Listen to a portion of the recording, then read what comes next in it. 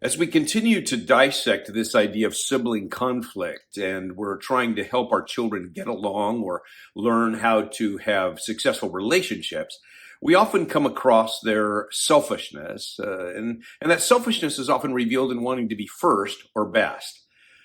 This is at the very heart of what selfishness is all about. And of course, in God's upside down thinking world, those who are the blessed ones are the ones who are giving and serving and so on. So we have to do some very important work here, I think, in the lives of our children to help them to overcome this. I think that we do our kids a disservice when we try to argue with them and say to them, well, you're really good in these things, and so you were first last time. I think what we're doing is we're further cementing this idea that evaluating oneself based on being first or best is an okay thing to do. And it just so happens that next time you'll be first or best, but this time you're not, or you're best in a lot of other areas. Just consider your uniqueness. Now, there's room for that in our understanding of our self-concept, that God has given us unique strengths. But when selfishness raises its ugly head through this competition and this comparison and this selfishness that exists inside of a child, then we want to draw attention to it. We want to teach children that there's a different way to think. God's thinking in his whole kingdom is an upside down kind of thinking, that you lose your life to gain it. That God looks on the heart, but man looks on the behavior.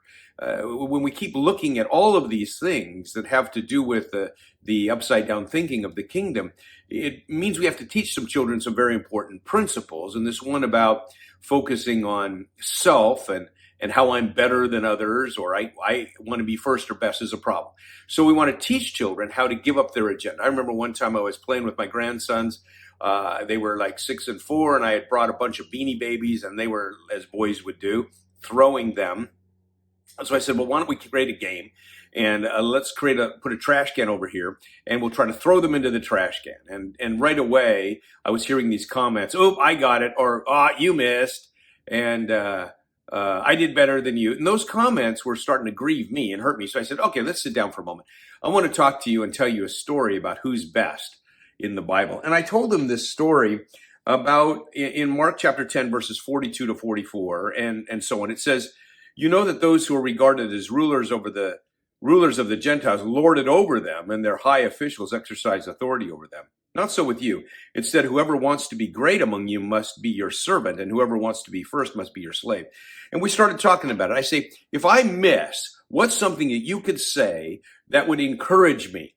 And instead of telling me how bad I am at throwing, that you could encourage me. And they said, good try, Grandpa. I said, good. Let's change our comments now as we continue to play the game, so that we're building people up. And so we're not just focusing on how good we are, but how much we can encourage other people. That servanthood activity changed the way we played that game, and then we were able to draw attention to it as we continued on. Just in life in general. When I saw one pointing out how good they are, I said, remember, who's greatest in the kingdom of God?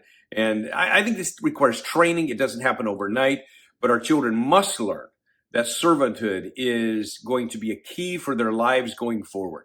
If they're going to be one of these people who thinks they're the best and tells everybody how good they are, then they're going to appear proud, and they're going to confuse themselves in their thinking about what's important in life.